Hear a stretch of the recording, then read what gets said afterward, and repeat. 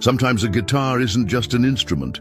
It's a bridge between broken hearts, a voice for the voiceless, and a miracle waiting to unfold in the most unexpected hands. This is the story of a shy boy who became the target of cruel laughter when bullies dared him to play at the school talent show, never knowing that a single father in the audience held the missing piece of his shattered world. What happened on that gymnasium stage would silence an entire auditorium, heal wounds that had festered for years, and prove that sometimes the most beautiful music comes from the deepest pain. The boy's trembling fingers would strum not just guitar strings, but heartstrings that connected two souls across a decade of separation and loss. Before we jump back in, tell us where you're tuning in from, and if this story touches you, make sure you're subscribed, because tomorrow I've saved something extra special for you. The autumn rain drummed steadily against the windows of Lincoln Elementary's main office, creating a rhythmic backdrop to what should have been another ordinary Tuesday afternoon. But for Edward Fisher, nothing about this day felt ordinary. He sat in the uncomfortable plastic chair outside Principal Morgan's office, his work boots still muddy from the construction site, his flannel shirt damp from the sprint through the parking lot when he'd gotten the call. "Mr. Fisher, we need you to come in immediately. There's been an incident with Leo." Those words had hit him like a sledgehammer to the chest. In the 3 years since he'd been raising Leo alone, since Sarah's accident had turned their world upside down, Edward had dreaded calls like this. Not because Leo was a troublemaker, quite the opposite. His 11-year-old son was so quiet, so withdrawn, that Edward sometimes worried he was disappearing entirely into himself. Leo had always been different. Even before the accident, he'd been the kind of kid who preferred books to playgrounds, who would rather sit alone drawing in his notebook than join the chaos of recess. But after losing his mother, that gentle introversion had hardened into something more concerning, a shell so thick that even Edward struggled to reach through. Sometimes the office door opened, and Mrs. Patterson, the school counselor, emerged with the expression that immediately put Edward on edge. Behind her came Leo, his dark hair falling across his face like a curtain, his shoulders hunched forward in that familiar defensive posture. But it was the guitar case in his small hands that made Edward's breath catch. Edward hadn't seen that guitar case in 3 years. It had been Sarah's, gathering dust in their bedroom closet since the day she died. How had Leo even gotten it? When had he taken it from the house? "Mr. Fisher," Mrs. Patterson said gently, "thank you for coming so quickly. Leo isn't in trouble exactly, but we wanted to discuss what happened in music class today." Edward knelt, down to Leo's eye level, searching his son's face for clues. The boy's cheeks were flushed red, whether from embarrassment or tears, Edward couldn't tell. "Hey buddy, you okay?" Leo nodded slightly but didn't lift his eyes. His grip on the guitar case tightened. Mrs. Patterson gestured toward the chairs. "Please, let's sit down. Leo, do you want to tell your dad what happened, or would you like me to?" Leo's voice came out as barely a whisper. "I can tell him." Edward waited, his heart aching at how small his son looked in that moment. Leo had always been slight for his age, but right now he seemed to be trying to fold in on himself completely. The music teacher, Mr. Hayes, was talking about the winter talent show, Leo began, his words coming slowly. He asked if anyone played instruments at home. Some kids raised their hands, and then Leo's voice faltered. "Then what, son?" Dylan Martinez started laughing. He said I probably couldn't even hold a guitar right, let alone play one. He dared me to bring one to school and prove I wasn't just a weird, quiet kid who didn't know anything about music. Edward felt a familiar surge of protective anger. Dylan Martinez had been a thorn in Leo's side since kindergarten, one of those kids who seemed to have a radar for finding other children's soft spots and pressing on them relentlessly. "So you brought Mom's guitar," Edward said softly. Leo finally looked up, his eyes bright with unshed tears. "I know I wasn't supposed to go in your room. I know you keep the door closed for a reason. But I wanted to show them I wasn't stupid. I wanted to prove I could do something." Mrs. Patterson leaned forward. "Leo played beautifully, Mr. Fisher. That's actually why we called you. What started as a challenging situation turned into something quite remarkable." Edward blinked, confused. "I don't understand." "Your son has a gift," she continued. When he started playing, the entire classroom went silent. Even Dylan stopped his teasing. Leo played a song that I've never heard before, something gentle and melancholy that had half the class in tears by the end. Edward stared at his son in amazement. "Leo, I had no idea you knew how to play." Leo's cheeks reddened again. "Mum taught me. Before the accident. We used to practice together when you were at work. She said music was like a secret, language that could say things regular words couldn't." The mention of Sarah hit Edward like a physical blow. She had always been the musical one in their family. Guitar, piano, voice. She could do it all. She'd tried to teach Edward over the years, but his thick construction worker's fingers had never been delicate enough for the frets. He'd loved listening to her play, though, especially in the evenings when she thought he was asleep. She'd sit by Leo's crib and play soft lullabies that seemed to make the whole house feel peaceful. "The song he played," Mrs. Patterson continued, "Mr. Hayes thinks it might have been an original composition. Leo said his mother helped him write it before she passed away." Edward's throat tightened.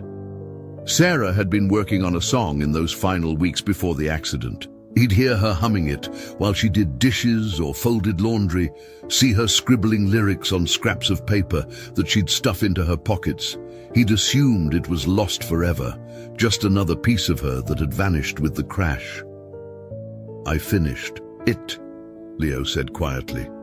"After she died, I kept working on it.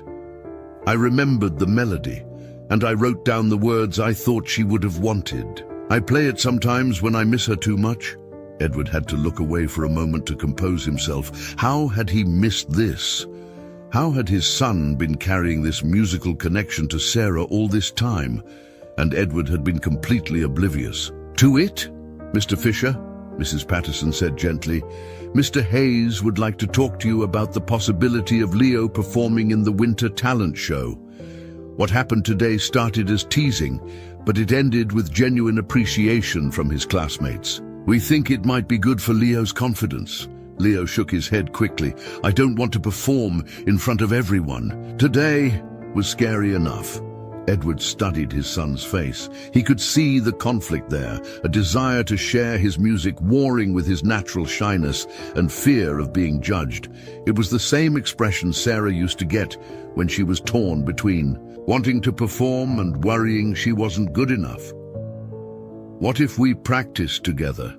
Edward heard himself saying. "What if I learned to play backup for you?"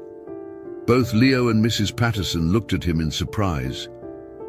"Dad, you don't know how to play guitar," Leo said.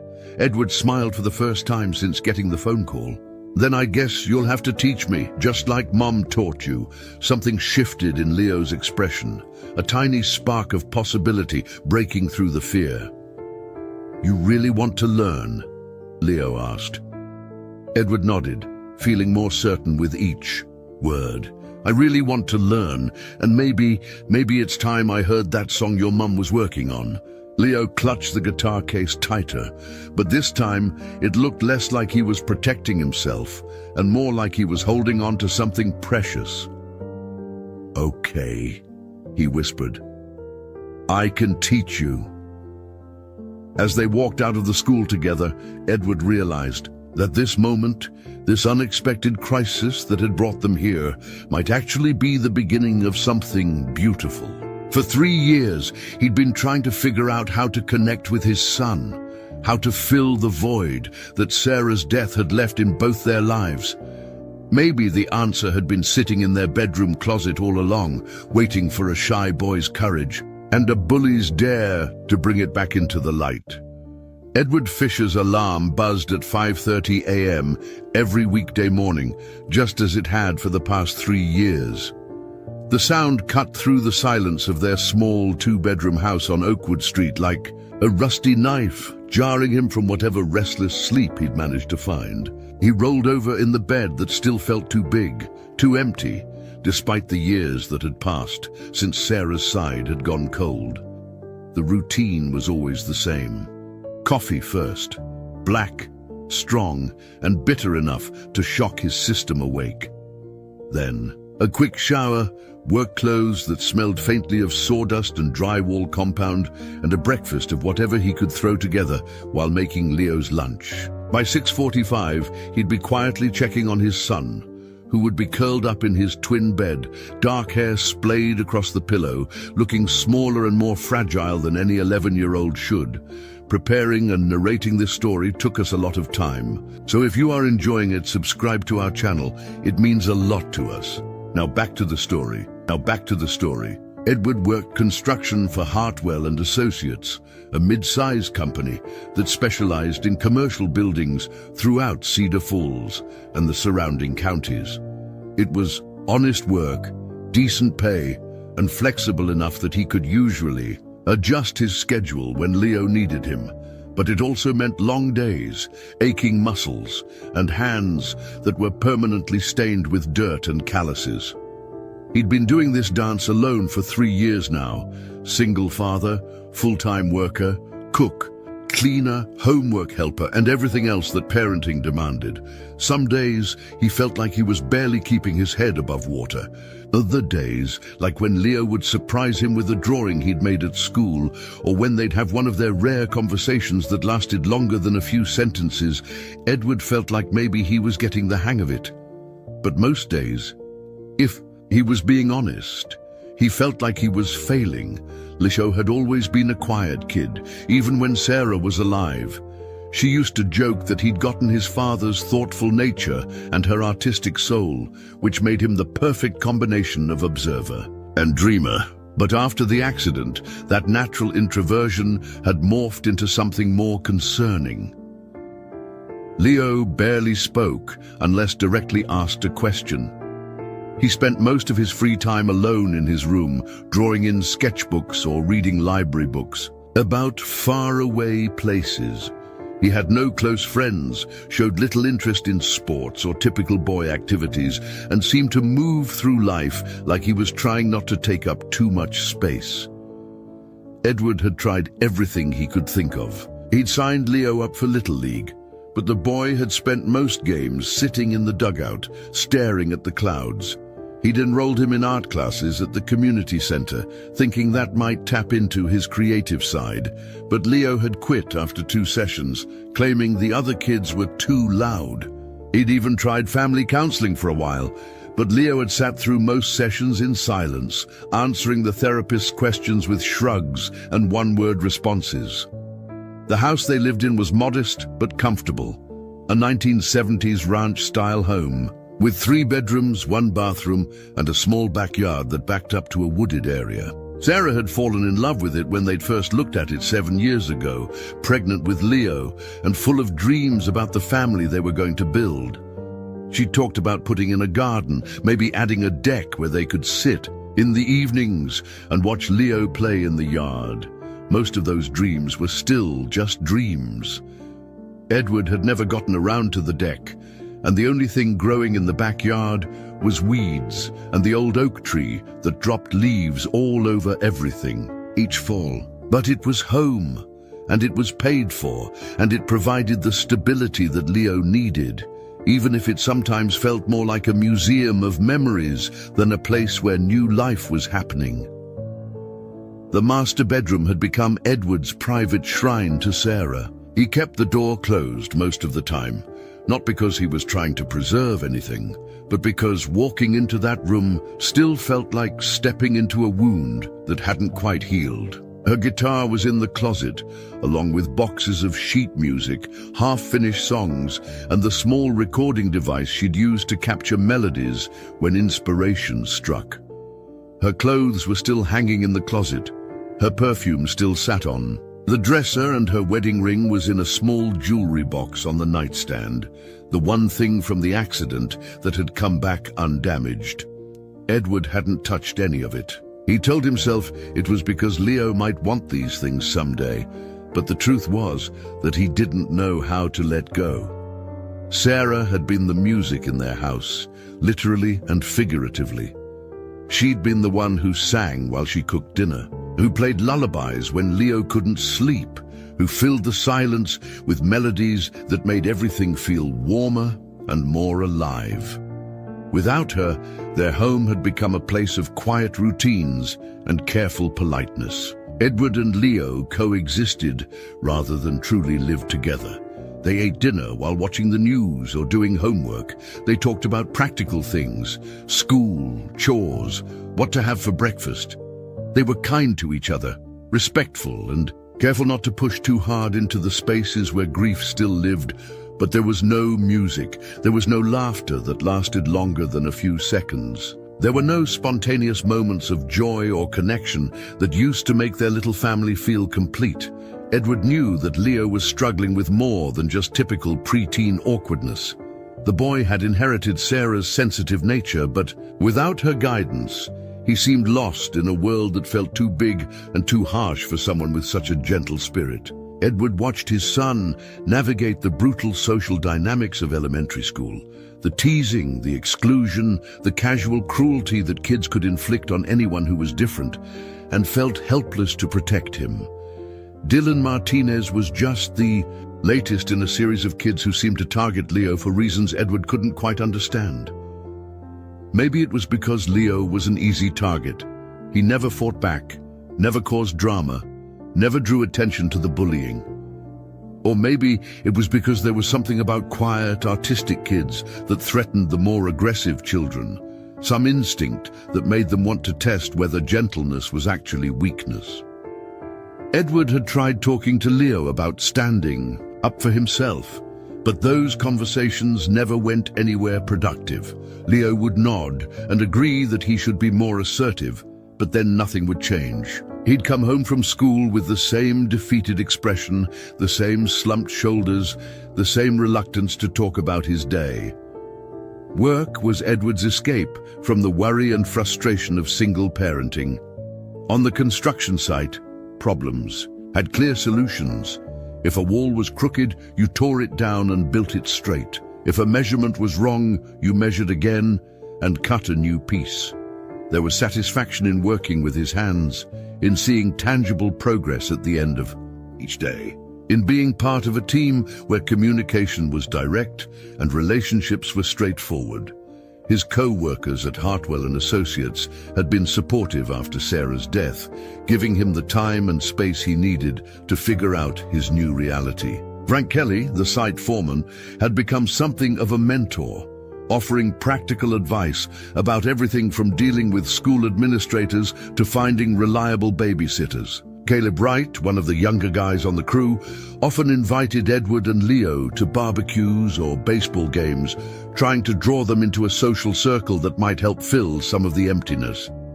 But Edward found it hard to accept help or to open up about the depth of his struggles.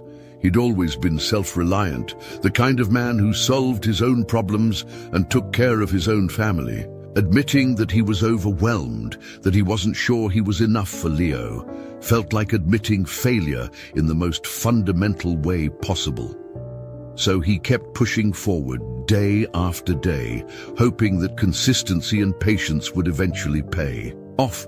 He told himself that Leo just needed time, that grief had its own timeline, that eventually his son would find his way back to the world of the living. But on nights like this, sitting in his truck outside the school after getting yet another phone call about his son's struggles, Edward couldn't shake the feeling that time was running out. Leo was getting older, more set in his patterns of isolation and withdrawal. The window for intervention, for connection, for healing seemed to be closing a little more each day.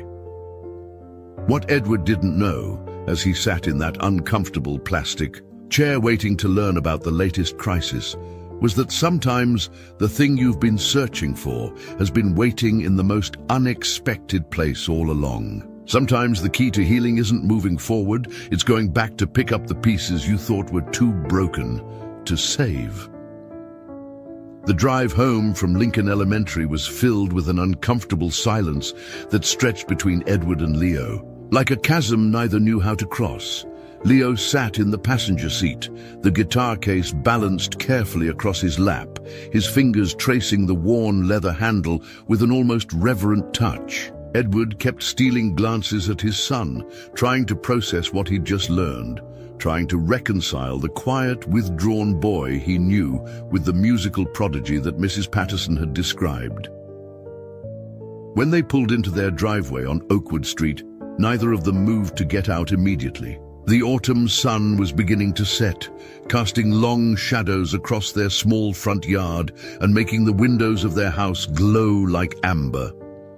It was the kind of peaceful evening that Sarah used to love, the kind when she'd suggest they sit on the front porch with glasses of iced tea and watch the neighborhood come alive with kids playing and dogs barking and the gentle rhythm of suburban life. "Dad?"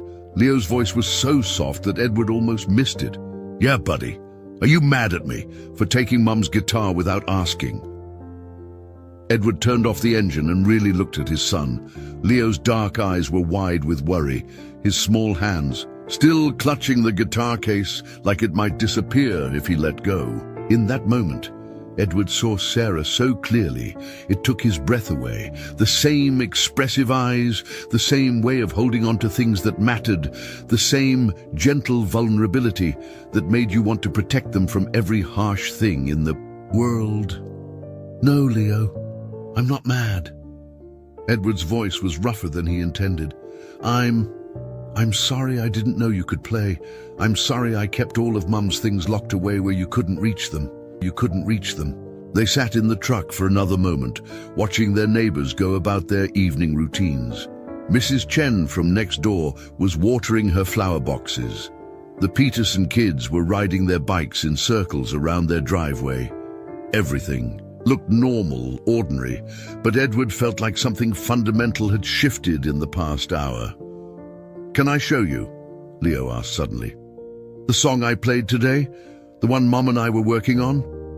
Edward's throat tightened. He'd been avoiding Sarah's music for 3 years, unable to face the memories it would dredge up. But looking at his son's hopeful expression, he realized that his grief had been stealing more than just his own healing. It had been robbing Leo of a connection to his mother that was rightfully his. "I'd like that," Edward said. "I'd like that, very much."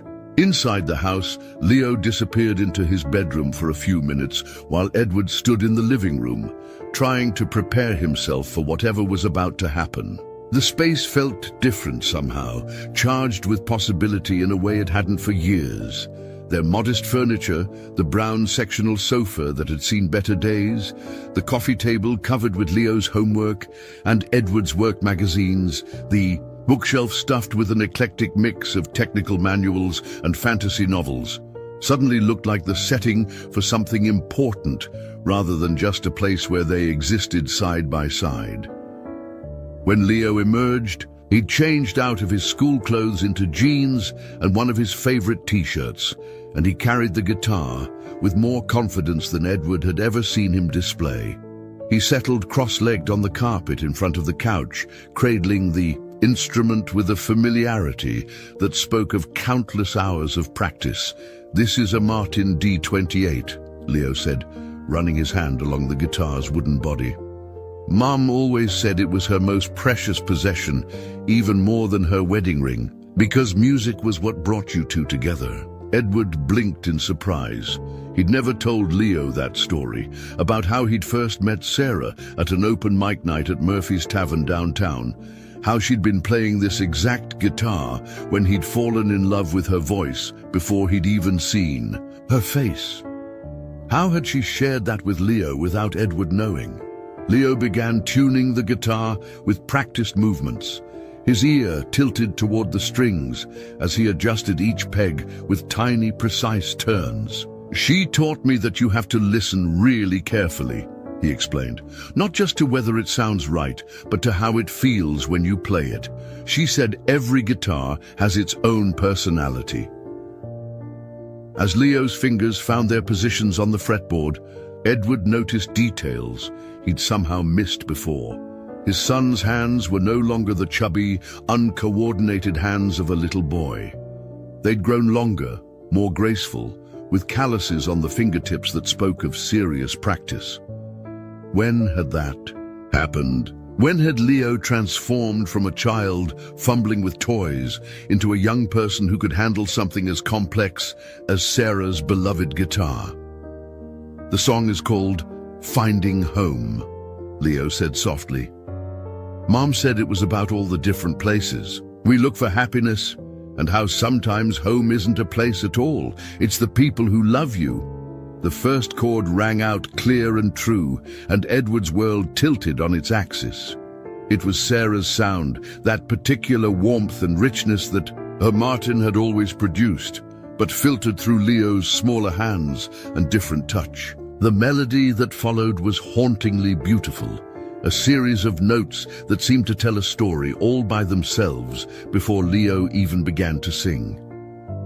When his son's voice joined the guitar, Edward had to grip the arm of the couch to steady himself. Leo's voice was still changing, sometimes cracking slightly on the higher notes, but there was something achingly pure about it. More than that, there were phrases, inflections, ways of shaping words that were unmistakably Sarah's influence. She lived on in their son's music in a way that Edward had never imagined possible. The lyrics, when they came, hit Edward like physical blows. I've been walking down these empty roads, looking for a place to call my own. Every door I try seems locked up tight, but then I hear you calling in the night. Edward realized he was crying before he felt the tears on his cheeks. This wasn't just a song. It was Sarah's voice from beyond the grave, channeled through their son's remarkable gift. It was her philosophy about love and family and belonging, preserved in melody and passed down like a precious inheritance. Home isn't in the walls around me. Home isn't in the bed I sleep. Home is in the arms that hold me. Home is in the promises we keep. As Leo sang, his confidence grew. His voice became stronger, more assured, and Edward could see the transformation happening in real time. This withdrawn, anxious boy was becoming someone else entirely, someone who had found his voice in the most literal sense, someone who had discovered a way to communicate that transcended his usual shyness and fear. The song built to a gentle crescendo, Leo's fingers dancing across the strings with increasing complexity, his voice soaring on the final chorus. So I'll keep singing until you find me. I'll keep playing until you're home. 'Cause love is the only map we need, and music lights the way back home. When the last note faded, the silence that followed was profound. Edward and Leo looked at each other across the small distance of their living room, and for the first time in 3 years, Edward felt like he was really seeing his son, not just the quiet, struggling kid he worried about, but the remarkable young person Leo was becoming despite his grief, despite the challenges, despite Edward's own failures to connect. Leo, Edward whispered, his voice thick with emotion. That was incredible. Leo's face lit up with a smile that Edward hadn't seen since before Sarah died. Do you think Mom would have liked how I finished it? Edward wiped his eyes and moved from the couch to sit on the floor beside his son. I think she would have been so proud she couldn't contain herself. I think she would have played it for everyone we know and bragged about her talented son until we were all embarrassed. Leo laughed, actually laughed, and the sound filled their house with something that had been missing for far too long. Joy. Pure, uncomplicated joy. Dad, Leo said, still smiling, do you really want to learn to play? Because Mom always said you had good rhythm, even if your fingers were too stubborn for guitar strings. Edward looked at the Martin guitar, then at his work-roughened hands, then at his son's hopeful face. 3 years ago, the idea of learning music would have seemed impossible, impractical, a luxury he couldn't afford while trying to hold their lives together. But sitting here now, having just witnessed his son's transformation from invisible boy to confident musician, Edward realized that maybe music wasn't a luxury at all. Maybe it was exactly what they both needed to find their way back to each other. "Yeah," he said, reaching out to tentatively touch one of the guitar strings. "I really want to learn. Will you teach me?" Leo's grin was answer enough, but he nodded enthusiastically anyway. "We'll start tomorrow. And Dad, maybe we could practice together for the talent show, if you want to." As Edward looked at his son, really looked at him, maybe for the first time in months, he realized that everything had just changed. The catalyst wasn't just Leo's unexpected musical ability or the revelation about Sarah's hidden legacy. It was the moment when a father stopped trying to protect his son from the past and started helping him embrace it instead. Tomorrow, they would begin a journey neither of them had planned. But tonight, for the first time since Sarah died, their house felt like a home again.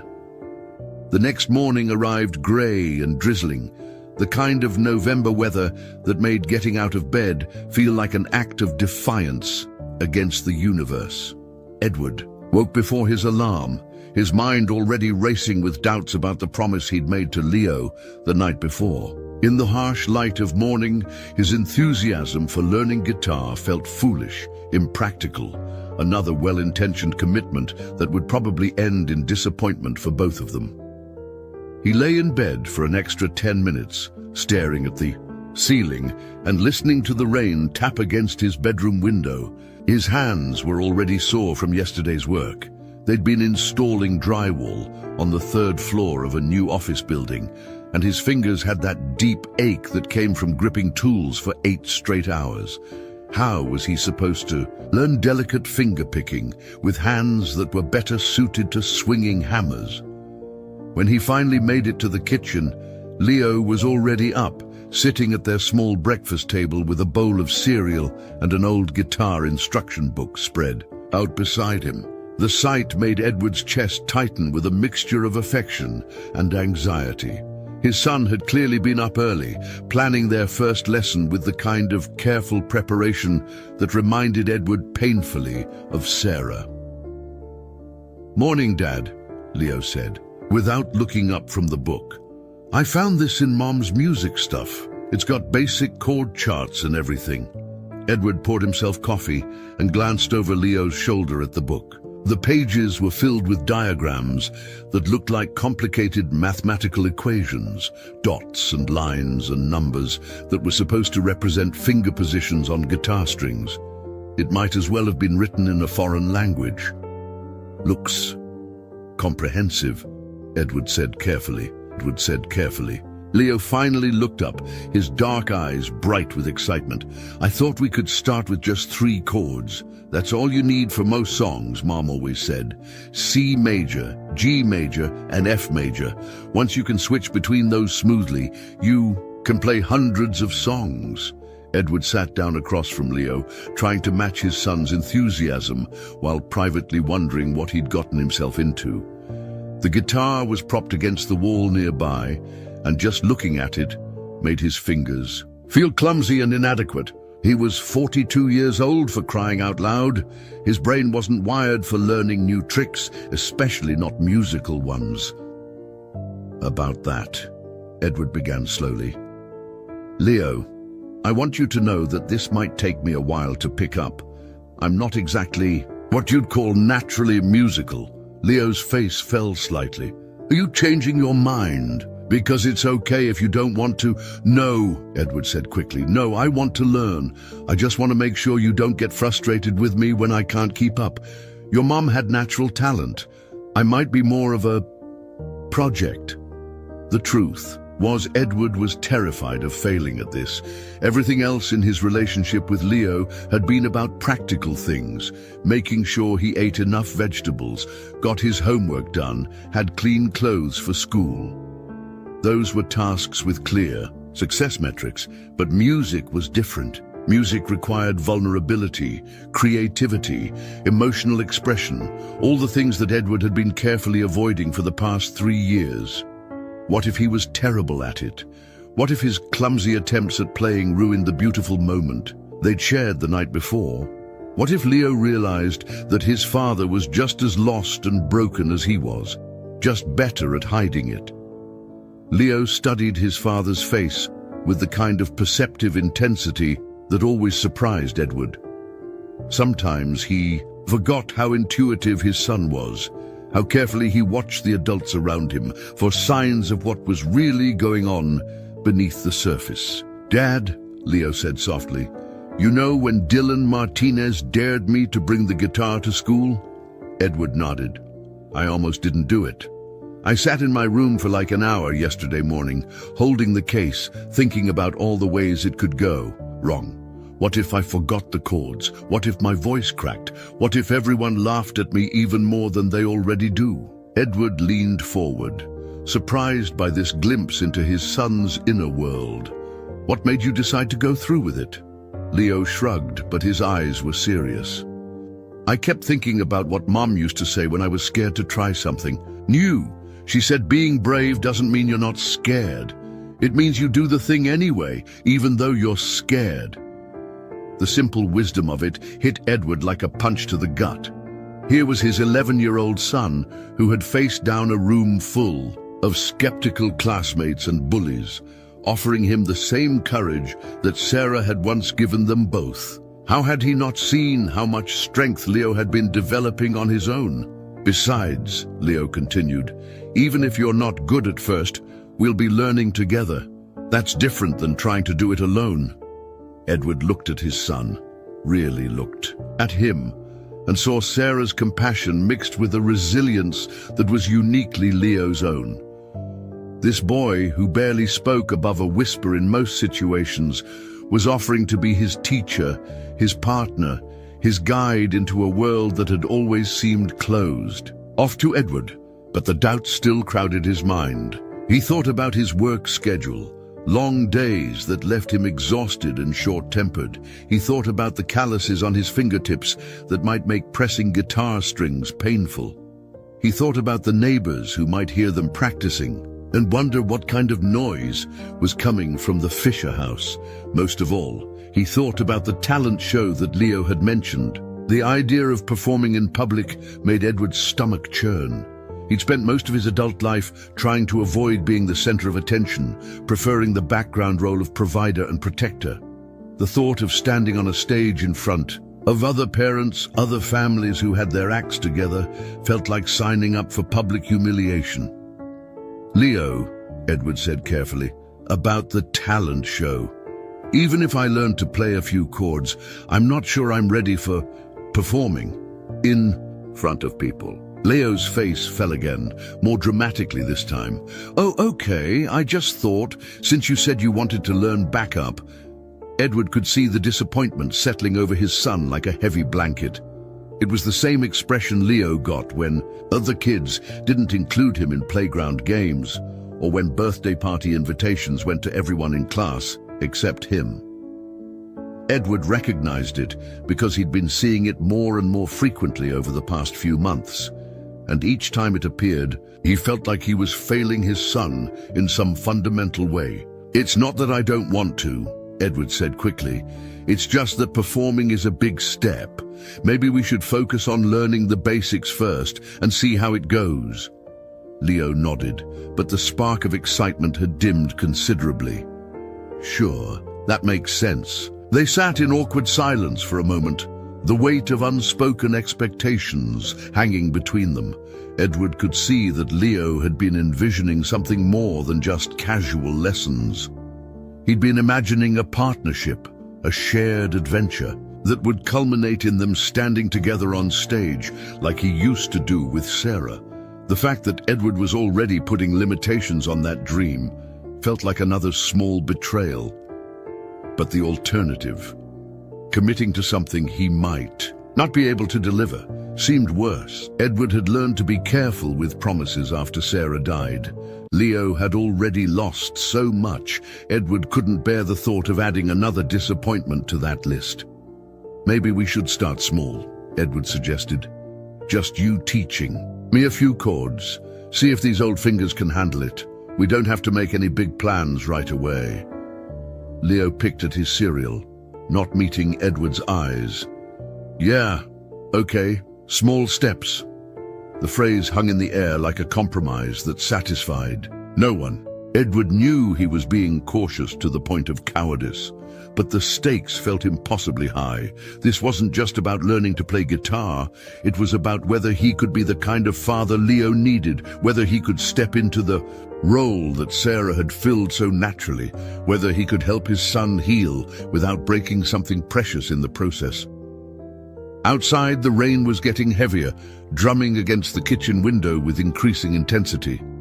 Edward thought about calling in sick to work, spending the day with Leo, maybe making a real start on those guitar lessons.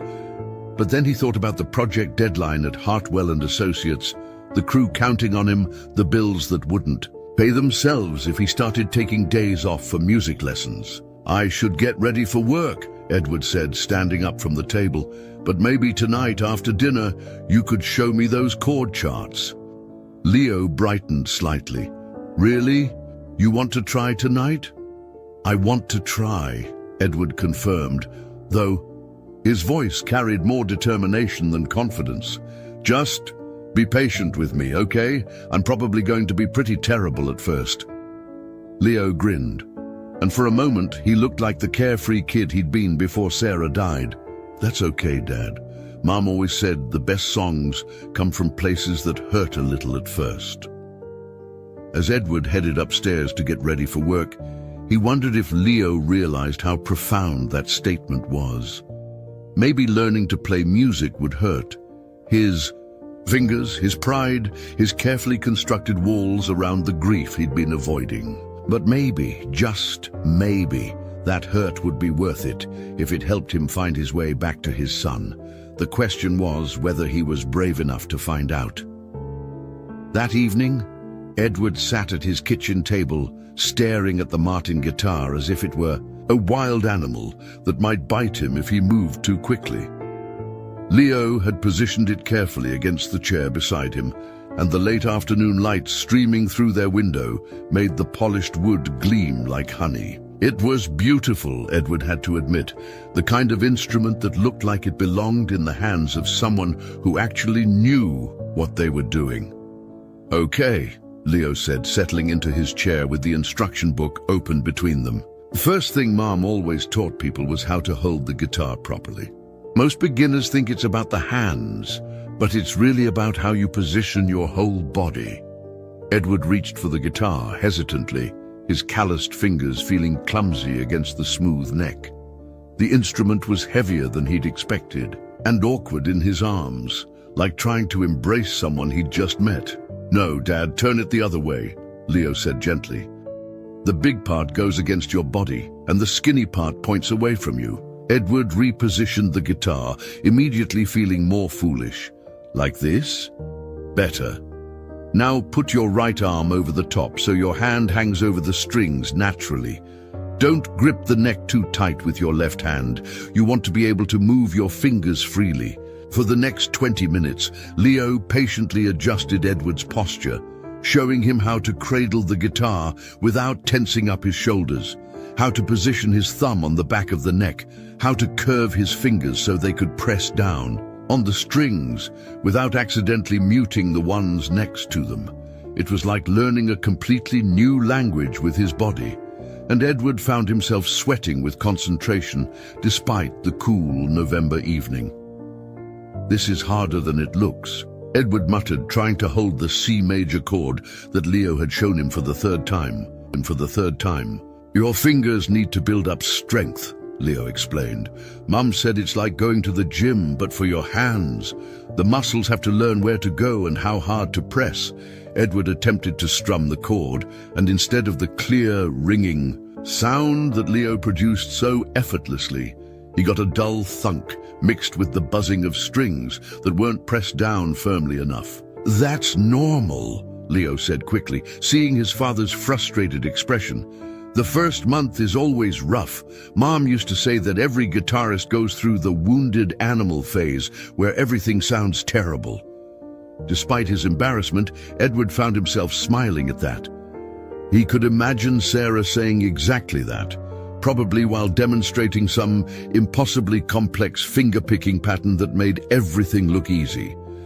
They spent another hour working on just 3 chords, C major, G major, and the dreaded F major, which required Edward to press down multiple strings with his index finger in a way that felt like it might break his hand in half. By the time they stopped for dinner, Edward's fingertips were red and sore, and he was pretty sure he'd managed to play each chord cleanly maybe twice out of 50 attempts. But something unexpected had happened during that hour of struggle and repetition. For the first time in months, maybe years, Edward had been completely present with his son. There had been no thoughts about work deadlines, no worry about bills or schedules, or any of the 1,000 small crises that usually occupied his mind. There had been just this moment, Leo's patient voice, the feeling of the strings under his fingers, the slow, incremental progress that felt like building something important, one small piece at a time. After dinner, Leo disappeared into his room and returned with a small notebook and a pen. "What's that for?" Edward asked. "Practice log," Leo said seriously. "Mom kept one when she was learning new songs. You write down what you worked on, what was hard, what got better. It helps you see progress when you feel like you're not getting anywhere." Edward watched his son write, "Day 1, C, G, F chords. Dad's fingers need work, but good posture," in careful handwriting at the top of the first page.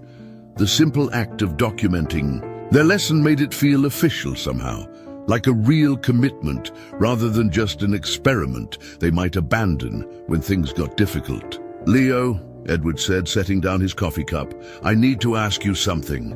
Leo looked up from the notebook. "Why is this so important to you? The guitar, the talent show, all of it. I want to understand." Leo was quiet for a long moment, his pen poised over the paper.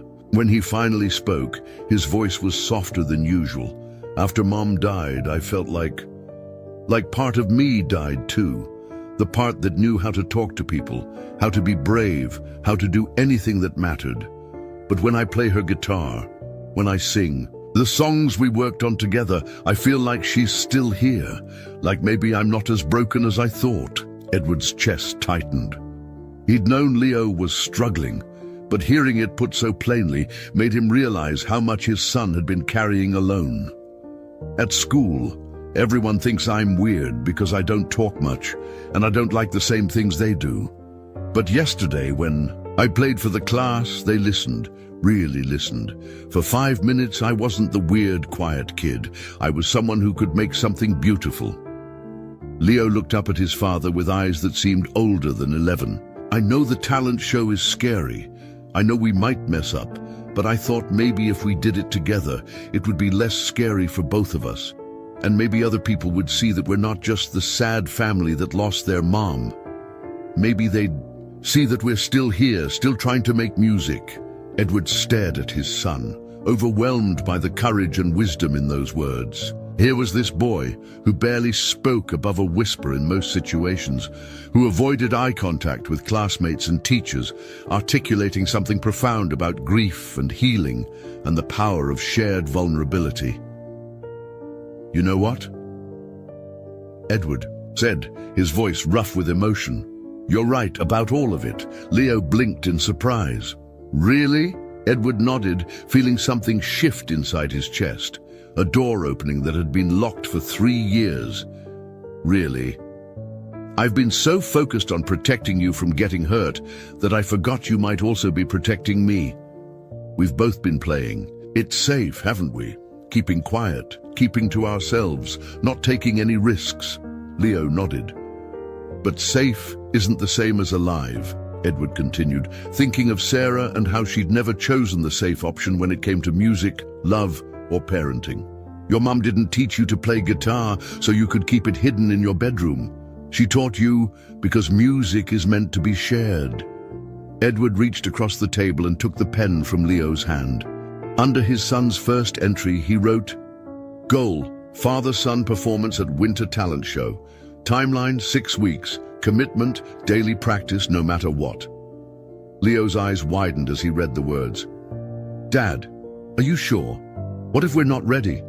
"What if, then we'll mess up together," Edward interrupted, "and we'll get back up and try again. That's what families do." For the first time since Sarah's death, Edward felt like he was making a promise he could keep, not because it would be easy, but because it mattered enough to be worth the effort. He looked at his son's face, saw the mixture of excitement and terror there, and recognized it as the same feeling churning in his own chest. They were really going to do this. A construction worker with no musical experience and a shy 11-year-old boy were going to stand on a stage in front of their community and attempt to make something beautiful together. It was absolutely terrifying. It was also exactly what they both needed. "So," Edward said, picking up the guitar again and positioning it in his arms, the way Leo had taught him, "show me that F chord one more time. If we're doing this, we might as well do it right." Leo beamed and scooted his chair closer. "Okay, but remember, curve your fingers like you're holding a tennis ball and press down right behind the fret, not on top of it." As Edward struggled once again with the impossible geometry of the F chord, he realized that this moment, this commitment to step outside his comfort zone for his son's sake, felt like the first truly brave thing he'd done since Sarah died. It was a start. 2 weeks into their nightly guitar lessons, Edward's fingertips had developed the kind of calluses that came from pressing steel strings against wooden frets for hours at a time. The pain had been excruciating at first, like tiny knives slicing into his skin with every chord change. But now, there was just a dull ache that reminded him of the progress he was slowly, incrementally making. Their evening routine had become sacred. Every night after dinner and homework, they would clear the kitchen table, set up Leo's practice notebook, and spend an hour working through chord progressions, strumming patterns, and the basic mechanics of making music together. Edward had surprised himself by how much he looked forward to these sessions, even on days when work had beaten him down and his fingers felt too stiff to bend properly. "Okay, Dad, try the progression again," Leo said, his own guitar balanced across his lap. "C to G to A, minor to F. Remember, you don't have to rush the chord changes. It's better to be slow and clean than fast and sloppy." Edward positioned his fingers carefully on the fretboard, his brow furrowed in concentration. The C chord came easily now. His muscle memory had finally absorbed the simple finger positions. G major was getting smoother too, though he still had to think about where each finger needed to land. A minor was his favorite because it was essentially G major with one finger moved, which felt like cheating in the best possible way. But F major, that hateful F major, still fought him every single time. "Take your time," Leo encouraged, watching his father struggle with the bar chord that required pressing down all 6 strings with his index finger while maintaining the proper positioning for the rest of his hand.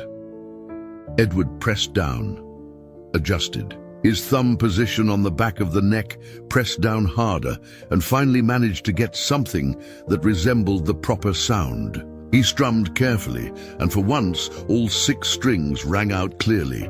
"Yes," Leo cheered, clapping his hands. "That was perfect." Edward grinned, feeling ridiculously proud of himself for managing something that probably took most guitarists a few days to master.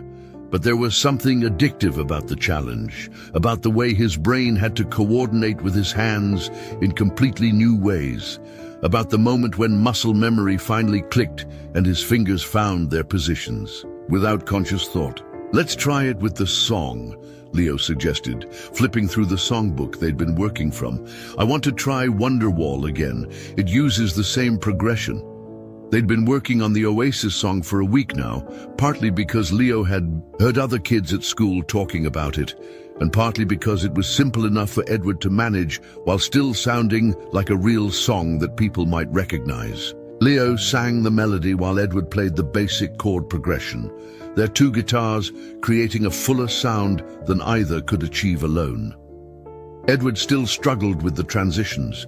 There was always a slight pause between chords while his fingers found their new positions, but Leo had learned to adjust his timing to match his father's rhythm. They were becoming a team in a way that Edward hadn't expected, each compensating for the other's weaknesses and playing to their strengths. You're getting really good at this, Leo said, after they'd made it through the entire song without any major mistakes. I think we're almost ready to start working on something for the talent show. Edward set down his guitar and flexed his fingers. What did you have in mind? Leo had been thinking about this, Edward could tell. His son got a particular expression when he was working through a complex idea, the same focused intensity that Sarah used to get when she was composing. I want to do Finding Home, Leo said. The song Mom and I wrote together, but I want to arrange it so we're both playing guitar, not just me singing and you doing backup. Edward felt a flutter of panic. Leo, I don't know if I'm ready for anything that complicated. I can barely manage simple chord progressions. That's the thing, Leo said, pulling out a piece of paper covered with his careful handwriting. I've been working on a simplified arrangement. You would play the basic chord progression, the same chords we've been practicing, and I would do the melody line and the more complex finger-picking parts. Edward looked at the chord chart Leo had written out. It was indeed the same progression. They'd been working on C, G, A minor, F, with a few variations in the bridge. On paper, it looked manageable, but the thought of performing it in front of an audience still made his stomach clench. The thing is, Leo continued, this song means something to both of us. It's not just a random song we picked because it was easy. It's Mom's song. Our song, and I think if we're going to do this, it should be something that matters. Edward studied his son's face, seeing the determination there mixed with vulnerability. Leo was right. They could probably find an easier song to perform, something more crowd-pleasing or technically simple. But Finding Home carried emotional weight that would make the performance meaningful regardless of how perfectly they executed it. Okay, Edward said, surprised by his own certainty. Let's do it. But we'll need to practice it a lot. I mean, a lot. Leo's face lit up. Really? You're not just saying that? I'm terrified, Edward admitted, but yeah, I'm in. They spent the rest of the evening working through the basic structure of the song, with Leo singing the melody while Edward focused solely on keeping the chord progression steady. It was harder than Wonderwall.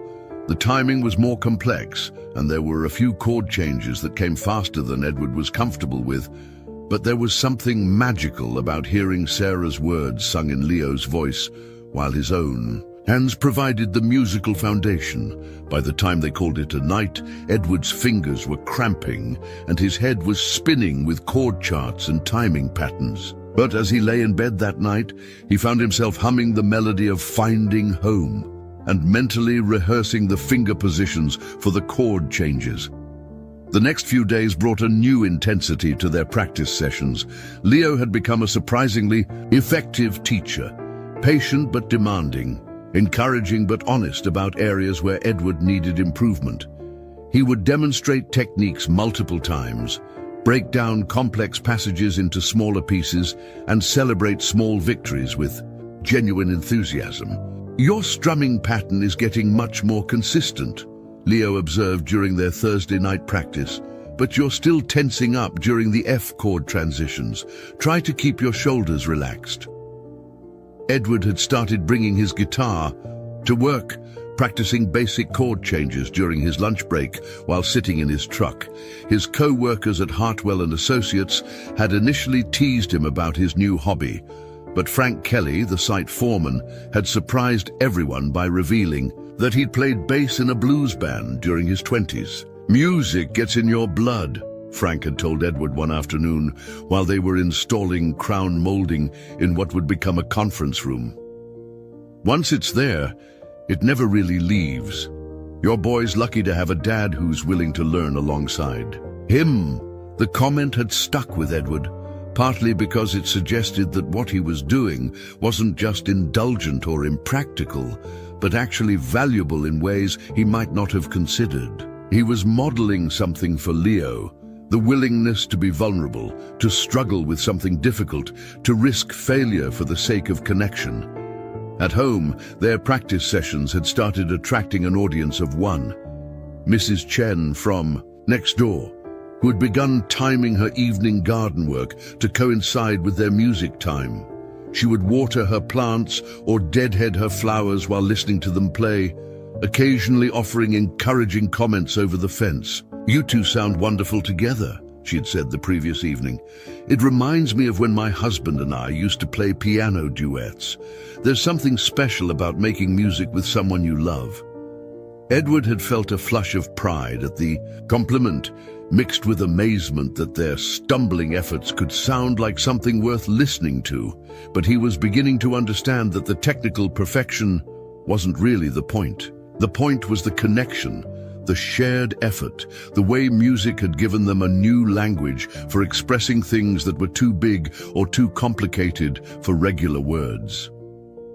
By the end of their third week, Edward could play through Finding Home without stopping, though his chord changes were still clunky and his rhythm sometimes wavered. Leo had been working on his own part as well, adding subtle finger-picking patterns during the verses and a more assertive strumming pattern during the chorus. When they played together now, it actually sounded like a cohesive song rather than two separate people playing in the same room. "I think we're ready to record ourselves," Leo suggested during their Friday night practice, "just so we can hear how we sound from the outside." Edward felt a spike of anxiety at the suggestion.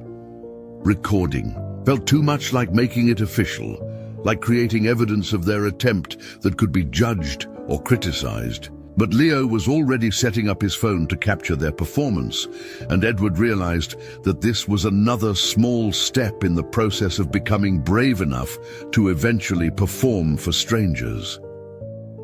They played through Finding Home once, and when Leo played back the recording, Edward was amazed by what he heard.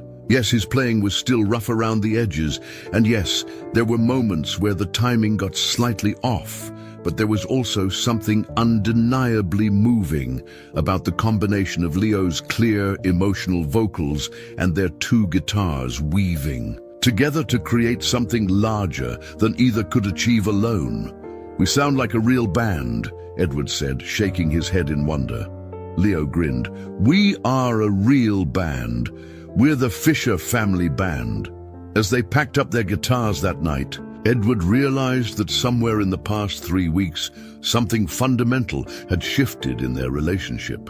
They had become partners in this endeavor, equals in their vulnerability and commitment. Leo was no longer just his son who needed protection and guidance.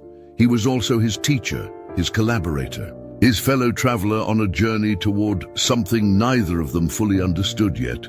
It was terrifying and wonderful and completely different from anything Edward had ever imagined for their lives. And they were just getting started. 3.5 weeks into their musical partnership, just as Edward was beginning to feel cautiously optimistic about their progress, the first real setback arrived in the form of a phone call from Hartwell and Associates on a Tuesday evening. Edward was in the middle of practicing a particularly tricky chord transition when his cell phone rang, displaying Frank Kelly's name on the screen. "Edward, we've got a problem." Frank's voice was tense, all business. "The Riverside Plaza project just got moved up. Client wants the whole thing finished by December 15th instead of January. That means mandatory overtime starting tomorrow. 10-hour days, 6 days a week until it's done. Edward felt his stomach drop. How long are we talking about? At least 3 weeks, maybe 4. I know it's not ideal timing with the holidays coming up, but this is $1 million contract. We can't afford to lose it. Edward glanced across the kitchen at Leo, who was tuning his guitar and humming quietly to himself, oblivious to the conversation that was about to upend their carefully constructed routine. The talent show was exactly 4 weeks away, and they had been counting on their daily practice sessions to get ready. Missing even a few days would set them back significantly, but missing 3 weeks would be devastating. I understand, Edward said, though his voice felt hollow. When do we start? Tomorrow morning, 6 a.m. sharp. And Edward, I'm sorry about this. I know you've got something going on with your boy. After Edward hung up, Leo looked up from his guitar with curious eyes. Everything okay, Dad? Edward sat down heavily in his chair, trying to figure out how to explain this without crushing the hope that had been building in Leo's expression over the past month. There's been a change at work. We're going to have some longer days for the next few weeks. Leo's face fell slightly. How much longer? 10 hours instead of 8, and Saturdays too. Edward watched as Leo did the math in his head, calculating what this meant for their practice schedule. Their evening sessions usually started around 7:30 and ran until 8:30 or 9. If Edward was working until 6 and then needed time to eat dinner and decompress, they'd be lucky to get 30 minutes together before Leo's bedtime. Oh, Leo said quietly. That's okay. We can still practice a little bit each night, right? Right?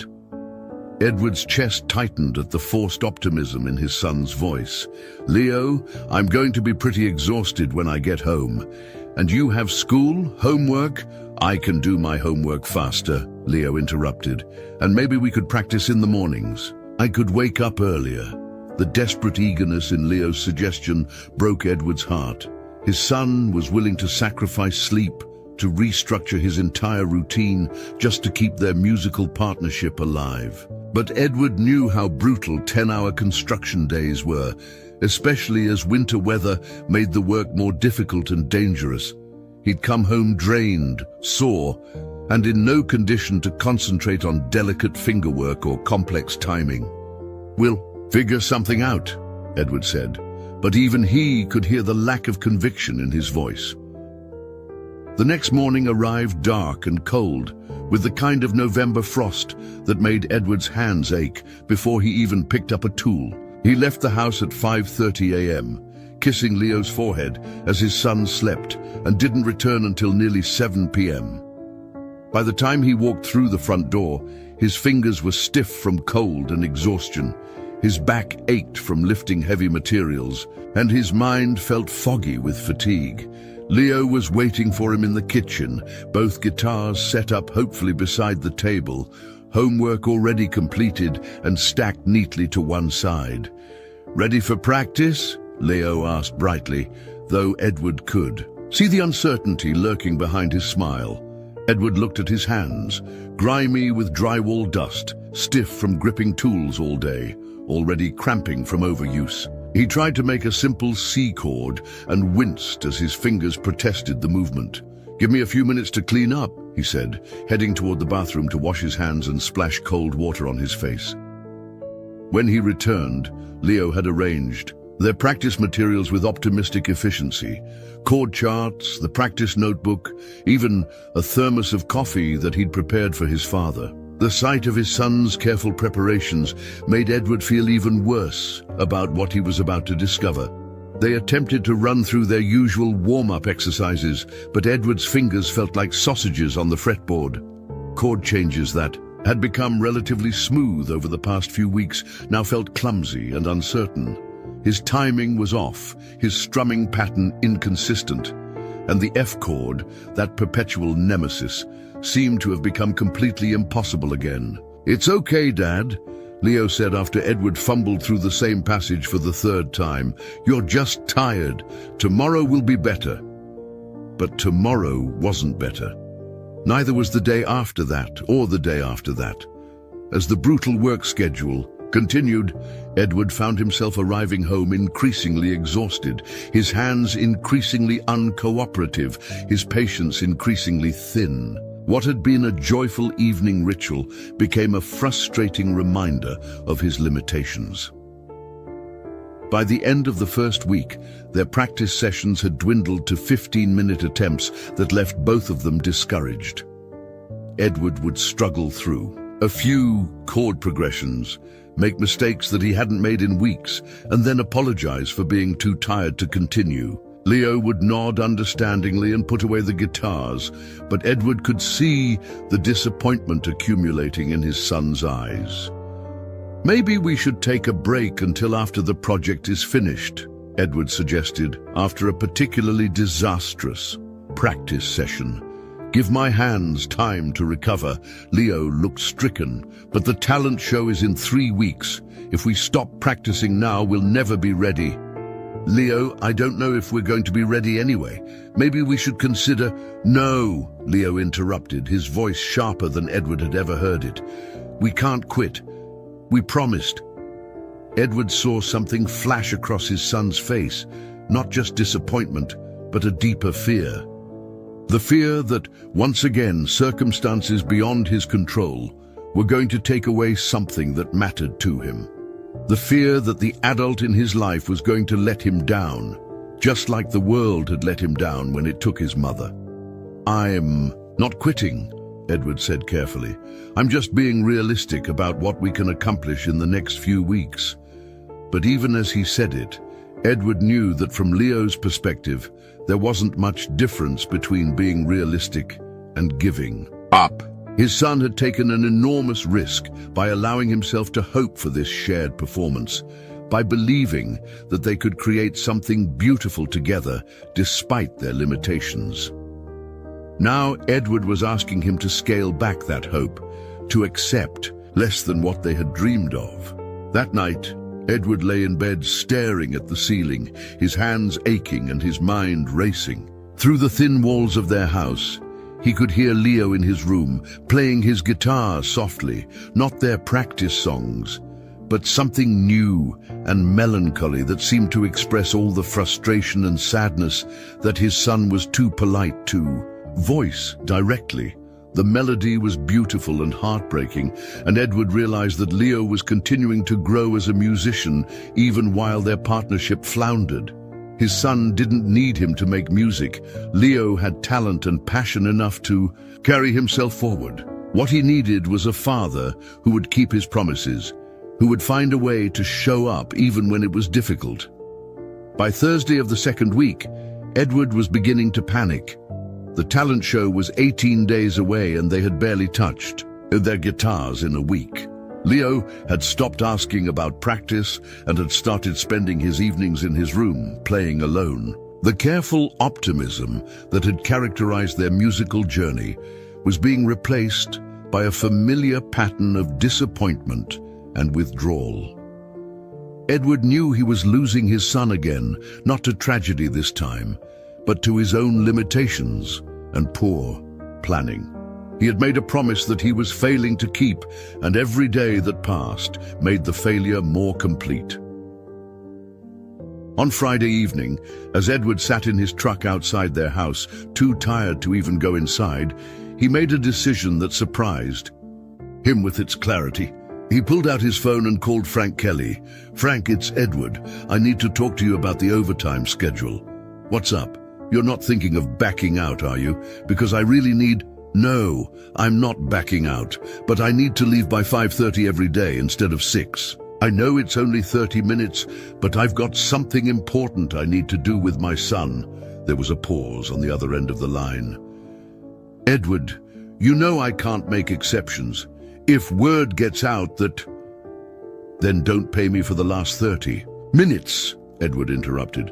Dock me the time, I don't care, but I need to be home by 6, Frank. This is important. Another pause, longer this time. This is about that music thing, isn't it? The talent show? Yeah, it's about keeping a promise to my kid, Frank sighed. All right, but you make up the time during lunch and you don't say anything to the other guys about special treatment. Deal. As Edward hung up the phone, he realized that he had just made a choice that surprised him. He had chosen Leo's dream over overtime pay, chosen keeping a promise over avoiding confrontation with his boss, chosen the possibility of musical partnership over the safety of maintaining the status quo. It wasn't enough to solve all their problems, but it was a start. And sometimes Edward was learning a start was all you needed to remember why you had begun the journey in the first place. When he walked into the house that evening, Leo was in his room practicing alone, as he had been every night that week. But this time Edward knocked on the door and entered with his own guitar in hand. "Feel like some company?" he asked. Leo looked up, surprised and cautious. "I thought you were too tired." "I'm always going to be tired," Edward said, settling onto the floor beside his son's bed. "But tired isn't the same as unavailable. Let's see if these old fingers remember anything." As they tuned their guitars together, Edward felt something shift between them, not back to where they had been before the complications arose, but forward to a new understanding of what commitment really meant. It meant showing up even when it was hard, even when you weren't at your best, even when the circumstances weren't ideal. It meant choosing each other again and again, until the choosing became as natural as breathing. Saturday morning brought an unexpected visitor to the Fisher household. Edward was in the kitchen making pancakes, a weekend tradition he'd maintained even through the exhausting work weeks, when the doorbell rang. Leo, still in his pajamas and hair sticking up at odd angles, padded to the front door and peered through the peephole. "Dad, there's a lady here I don't recognize," Leo called out, his voice carrying that particular caution that had become his default with strangers since Sarah's death. Edward wiped his hands on a dish towel and joined his son at the door. Through the glass, he could see a woman in her late 30s, with auburn hair pulled back in a neat ponytail, wearing jeans and a green sweater. She looked nervous but determined, clutching a manila envelope against her chest like a shield. When Edward opened the door, the woman's eyes immediately went to Leo, and Edward saw something flicker across her face. Recognition mixed with something deeper, more complex. "Mr. Fisher, my name is Clara Hill. I was Sarah's friend from before."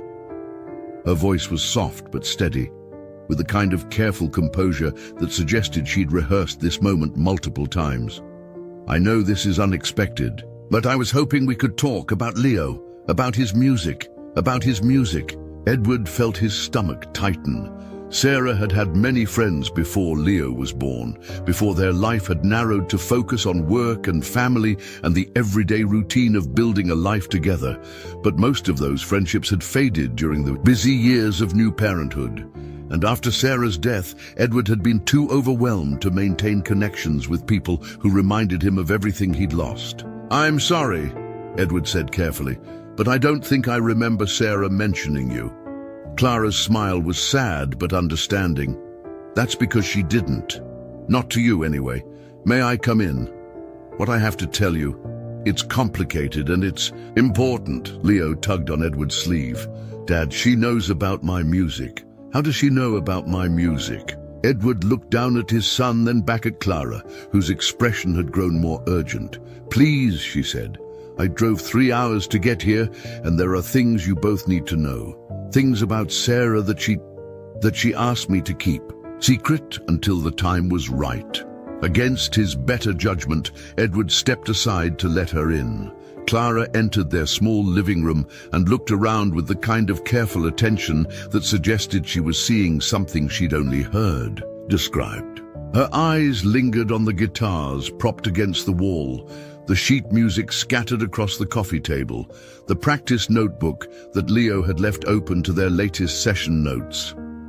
"You two have been working hard," she observed, settling into the chair that Edward gestured toward. "Sarah would be so proud." "How do you know about our practice?" Leo asked, perching on the edge of the couch with the wary curiosity that Edward recognized as his son's way of processing potentially important information. Clara took a deep breath and opened the manila envelope she'd been carrying. From it, she withdrew several items: a stack of letters tied with a blue ribbon, a small digital camera, and what looked like a CD in a plastic case. "Your mother and I were roommates in college," Clara began, her eyes moving between Edward and Leo. "We were both music majors, both dreaming of careers that seemed impossible for small-town girls. We stayed close even after graduation, even after she met your father and started building a different kind of life." Edward frowned. Sarah studied business administration. She never mentioned being a music major. Clara's expression grew pained. "That's part of what I need to tell you. Sarah did study business, but only after she changed her major junior year. She was originally planning to be a music therapist, specializing in working with children who had experienced trauma." She pulled one of the letters from the stack and held it carefully, as if it contained something fragile. "When Leo was born, Sarah started writing to me again. Not emails or phone calls, actual letters. She said she needed to document things, to make sure someone else knew the whole story in case something ever happened to her." Edward felt a chill run down his spine. What kind of things? Things about Leo's musical abilities. Things about her own dreams that she'd set aside. Things about a plan she'd been developing for Leo's future that she wasn't ready to share with you yet. Clara looked directly at Leo, her expression growing gentle. "Your mother knew you were special from the time you were 3 years old. Not just musically gifted, but special in a way that went beyond normal talent. She started keeping recordings of you humming, singing, making up songs. She documented everything." Clara held up the digital camera. "There are over 200 videos. On here, Leo singing lullabies to his stuffed animals, Leo making up songs about his toys, Leo harmonizing with songs on the radio before he was old enough to understand what harmony was." Edward stared at the camera, trying to process this information. "Why didn't she show me any of this?" "Because she was afraid," Clara said simply. "Sarah grew up in a family that didn't understand artistic dreams. Her parents pushed her away from music, convinced her it was impractical, that she needed to focus on something that would provide financial security. When she met you, Edward, she was already carrying the weight of having given up on her own musical aspirations." Clara pulled out another letter, this one shorter than the others. In this letter, written when Leo was 4, Sarah talks about her fears that you would react the same way her parents did, that you would see Leo's musical gifts as something cute, but ultimately impractical. She was terrified of putting him in a position where he might be discouraged from pursuing something that came so naturally to him. Edward felt like he'd been punched in the stomach. "She thought I would discourage him. I would never." "She knew that," Clara interrupted gently. "Intellectually, she knew you would support Leo in whatever made him happy. But fear isn't always rational, especially when it's rooted in old wounds. She was planning to talk to you about it when Leo got older, when his abilities became too obvious to ignore. Leo had been silent through this exchange, but now he spoke up, his voice small and confused. Mom was afraid of Dad, but they loved each other." Clara smiled at him with infinite tenderness. "Oh, sweetheart, your parents loved each other more than most people love anything in their entire lives. Your mother wasn't afraid of your father. She was afraid of her own past, of old hurts that had nothing to do with him." She held up the CD. "This is the last thing she sent me, about 2 months before the accident. It's a recording of you and her working on finding home together. She said in her letter that she'd finally decided to talk to your father about everything. She was going to tell him about your gifts, about her own musical background, about the plans she'd been making for your future. Edward's throat felt tight. What kind of plans? Music therapy certification for herself, private lessons for Leo, with some of the best teachers in the state, maybe even early admission to specialized music programs when he got older. She'd been researching, saving money, building a whole roadmap for nurturing Leo's talents without putting pressure on him to perform or compete. Clara handed the CD to Leo, who took it with reverent hands. She recorded this 2 weeks before she died. She wanted me to have it in case anything ever happened, so that someday you would know how much joy your music brought her, and how proud she was of the person you were becoming. Edward stood up abruptly, pacing to the window as he tried to absorb everything Clara had told them. Sarah had been living a parallel life that he'd known nothing about, documenting their son's development, planning for his future, carrying dreams and fears that she'd never shared with him. "Why are you telling us this now?" he asked, not turning around. "Because of the talent show," Clara said. "Sarah's sister Madeline called me last week. She'd heard through the school grapevine about you and Leo performing together, and she thought I should know. She said Sarah would have wanted me to make sure you understood what you were doing, not just learning songs together, but stepping into the musical legacy that Sarah had been carefully preserving for both of you." Edward turned back to face Clara, seeing her clearly for the first time since she'd arrived. "You're a music therapist, aren't you?" Clara nodded. "I run a program for children who've experienced loss. When I heard about what you and Leo were doing, father and son healing through music after losing the woman who connected them both to it, I knew I had to come. Not to interfere, but to give you the context that Sarah never got the chance to provide." Leo was staring at the CD in his hands, tears beginning to form in his eyes. "Can we listen to it?" he whispered. Clara looked at Edward, who nodded slowly. Whatever was on that recording, whatever final message Sarah had left for them, it was time to hear it. As Clara set up her laptop and inserted the CD, Edward realized that everything was about to change again.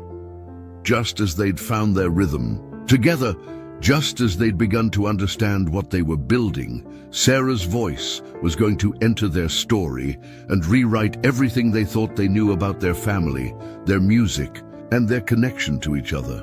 The first notes of Finding Home began to play through the laptop speakers, but it was Sarah's voice singing the melody, Sarah's guitar providing the foundation, and 4-year-old Leo's pure, untrained voice joining in perfect harmony on the chorus.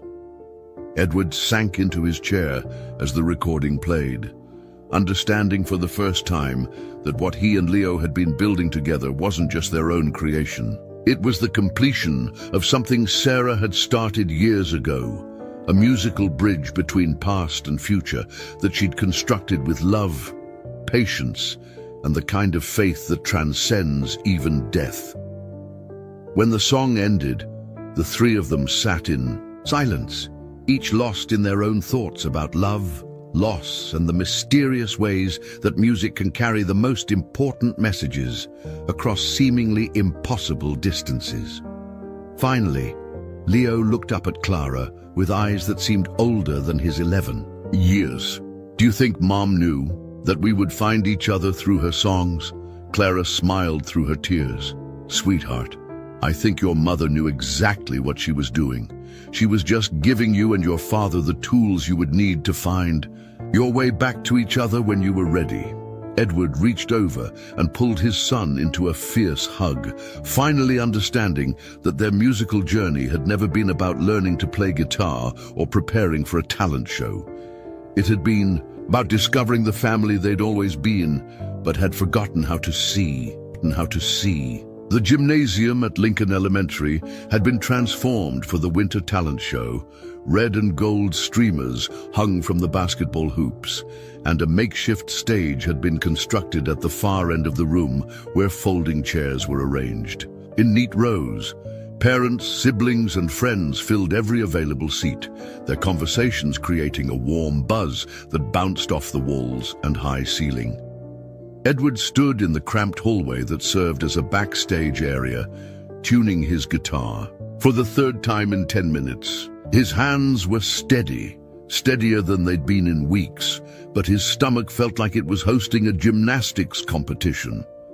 Around them, other performers waited their turn, a group of fifth-grade girls practicing a synchronized dance routine, twin brothers arguing over who would announce their magic act, and a serious-looking fourth grader reviewing notes for what appeared to be a science demonstration.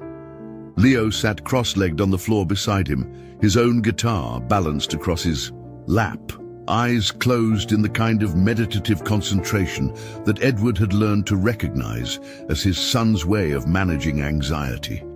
They were scheduled to perform 7th out of 12 acts, which Leo had calculated as the optimal position, late enough that people would be settled and attentive, but early enough that they wouldn't have to endure too much waiting. Fisher, "Family, you're up in 5 minutes," called Mrs. Patterson, the school counselor who was coordinating the backstage logistics. She gave them an encouraging smile. "How are you two feeling?" "Terrified," Edward answered honestly, then looked down at Leo. "How about you, buddy?" Leo opened his eyes and considered the question seriously. "Scared, but the good kind of scared. Like when you're about to go down a really big slide and you know it's going to be amazing, but your stomach still does flips." Edward marveled at his son's ability to articulate feelings that he could barely sort through himself. Over the past 2 weeks since Clara's visit had recontextualized everything they thought they knew about their musical journey, Leo had seemed to grow into his confidence in ways that surprised everyone around him. He still spoke quietly in most situations, still preferred the company of books to large groups of children. But when it came to music, he'd found a voice that was entirely his own. They'd spent every available moment since Clara's revelation, practicing not just their performance, but integrating the new understanding of what their music meant. Learning that Sarah had been documenting Leo's musical development from early childhood, that she'd had dreams and plans for his future that went far beyond casual strumming in the living room, had added weight to their partnership that was both inspiring and daunting. "Remember," Leo said, standing up and adjusting his guitar strap, "we're not performing for them." He gestured toward the gymnasium where the audience waited. "We're performing for us and for Mom. Everything else is just extra people who get to listen." Edward nodded, struck again by the wisdom that seemed to come naturally to his son when it came to the things that mattered most. They'd had this conversation several times over the past week, working through Edward's performance anxiety and Leo's residual fear of being judged by his classmates. The solution they'd arrived at was elegant in its simplicity. They weren't performing for approval or applause. They were completing something that had been started years ago, honoring a legacy that Sarah had entrusted to them and sharing a piece of their healing with anyone who wanted to witness it.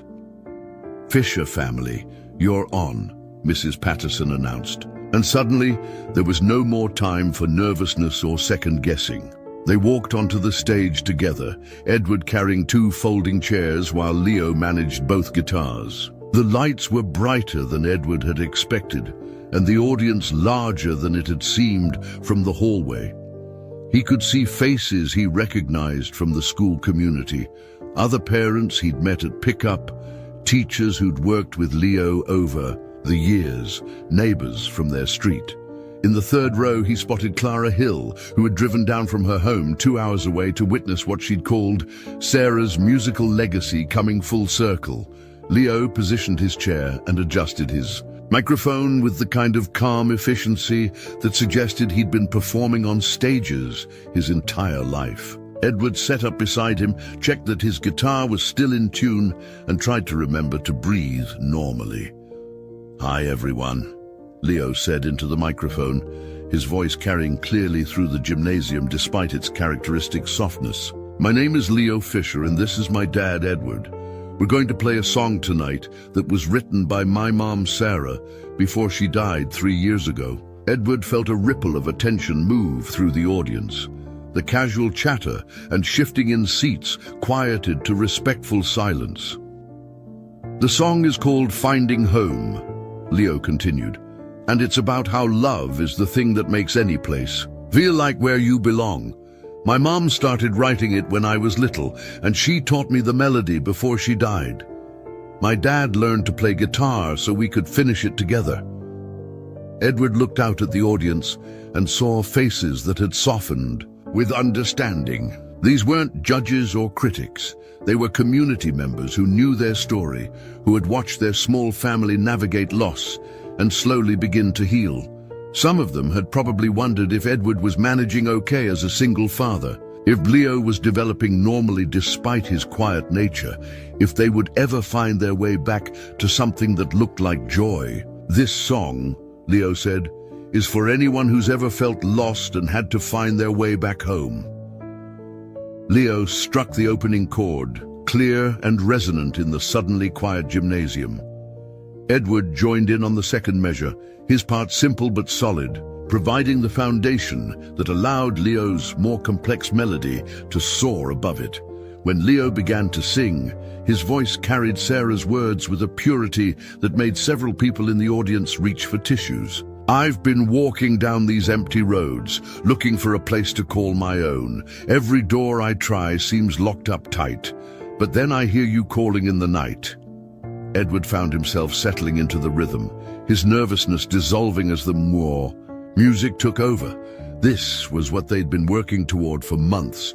Not perfection, but connection. Not flawless technique, but honest communication. His chord changes were smooth now, his strumming pattern confident, his timing locked in perfect synchronization with his son's voice and guitar. "Home isn't in the walls around me. Home isn't in the bed I sleep. Home is in the arms that hold me. Home is in the promises we keep." As they moved into the bridge, Edward added his voice to Leo's, harmonizing on the lines that Sarah had written about love transcending physical space and time. Their two voices blended in a way that surprised Edward with its natural ease. Leo's clear tenor and Edward's rougher baritone creating a sound that was fuller and richer than either could achieve alone. The audience had become completely still, drawn into the intimate story being told through melody and lyrics. Edward could see that people were not just listening to their music, but connecting with their journey, the father and son who had found their way back to each other through the legacy left by the woman they both loved. "So I'll keep singing until you find me. I'll keep playing until you're home, 'cause love is the only map we need, and music lights the way back home." As they approached the final chorus, Edward felt something shift in the performance. What had started as a carefully rehearsed presentation had become something more spontaneous and alive. Leo began adding small, improvisational flourishes to his guitar part, and Edward found himself emphasizing certain chord changes in ways they'd never practiced. They were no longer just performing Sarah's song. They were making it their own, completing the creative process that she had started. When the last note faded, the silence that followed was profound. For a moment, nobody moved. Then the applause began, not the polite appreciation that had greeted the previous acts, but something deeper and more sustained. People were standing, some wiping their eyes, others nodding with the kind of recognition that comes when you've witnessed something genuine. Edward and Leo looked at each other across the small space between their chairs, and in that moment, Edward saw everything that had brought them to this point, the lonely years of grief, the tentative first attempts at connection, the patient hours of practice, the revelation of Sarah's hidden legacy, and now this, the completion of something that had taken a family years to build. "We did it," Leo whispered, his eyes bright with tears and triumph. "Yeah," Edward said, his own voice thick with emotion. "We did it." As they stood to acknowledge the continuing applause, Edward realized that this moment wasn't really an ending. It was a beginning. They had proven to themselves and their community that they were more than the sum of their losses, that they could create beauty together, that love could indeed transcend death and find new forms of expression. The shy boy who had been dared to bring a guitar to school had become a confident young musician. The overwhelmed single father had become a partner in his son's artistic development, and somewhere in the space between them, Sarah's dream of a family united by music had finally come true. When they walked off the stage together, guitars in hand, Edward knew that whatever came next, whether Leo pursued music seriously or simply carried it as a source of joy throughout his life, they had given each other something that could never be taken away. They had found their way home. The aftermath of their performance felt like waking up from a vivid dream.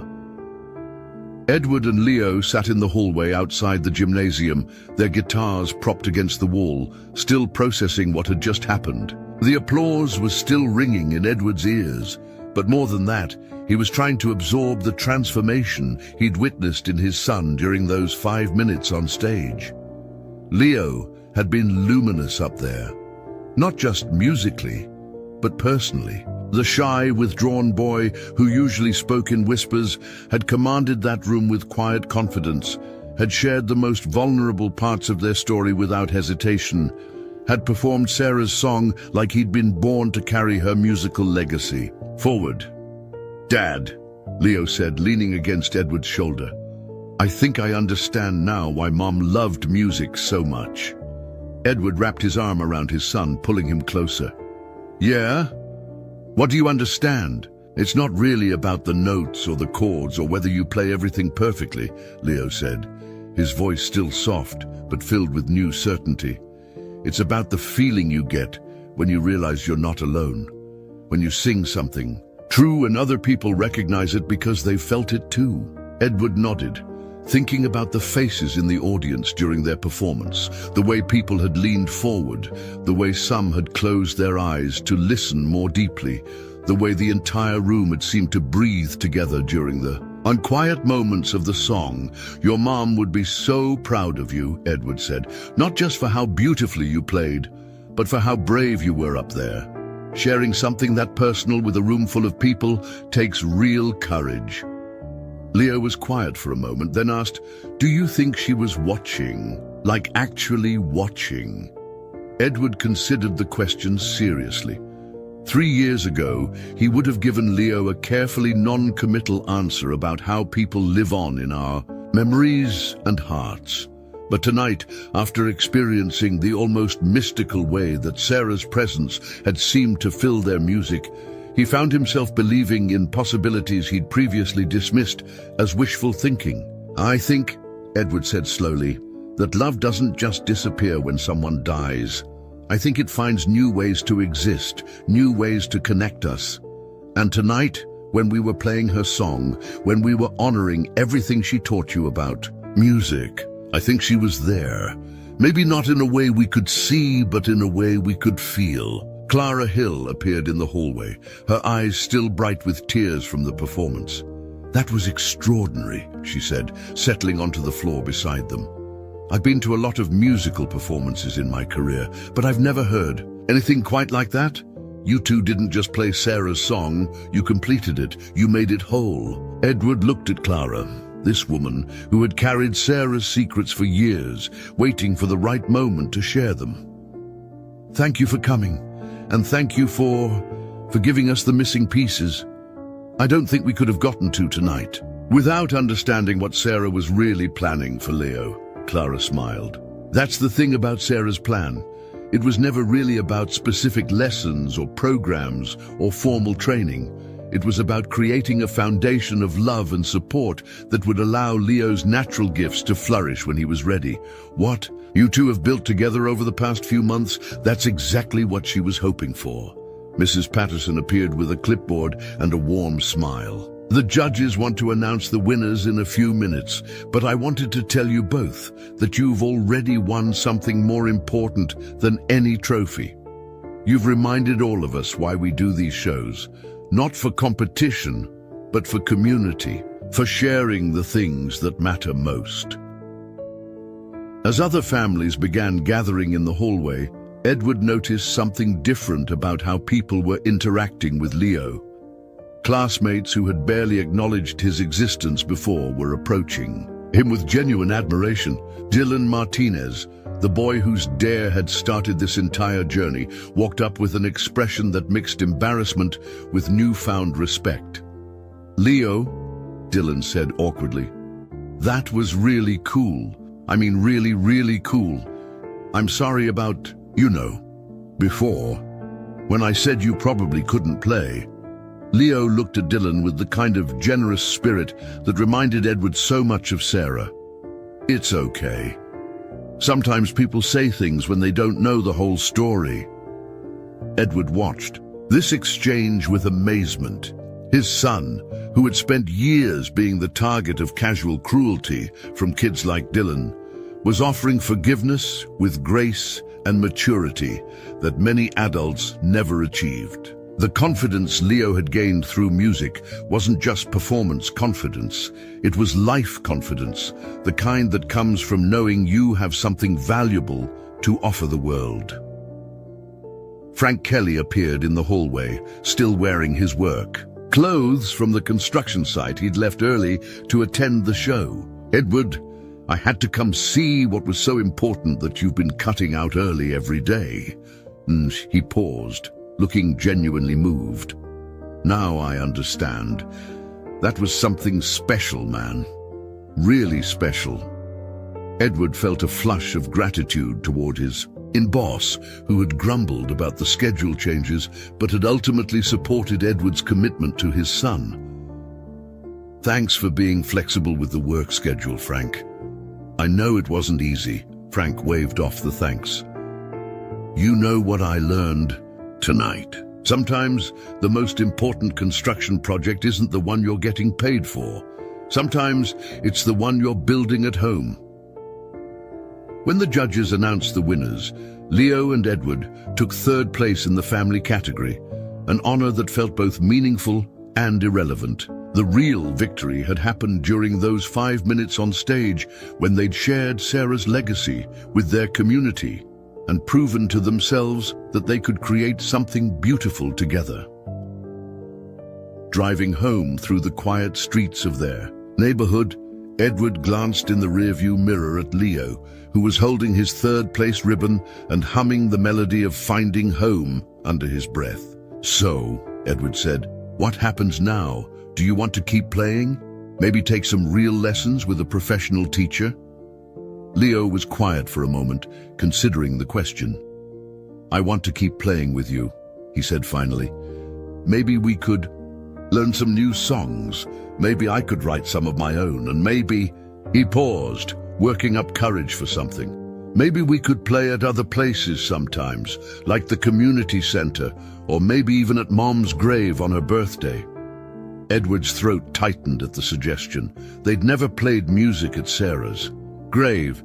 Their visits there had always been somber, careful affairs, focused on maintenance and quiet remembrance.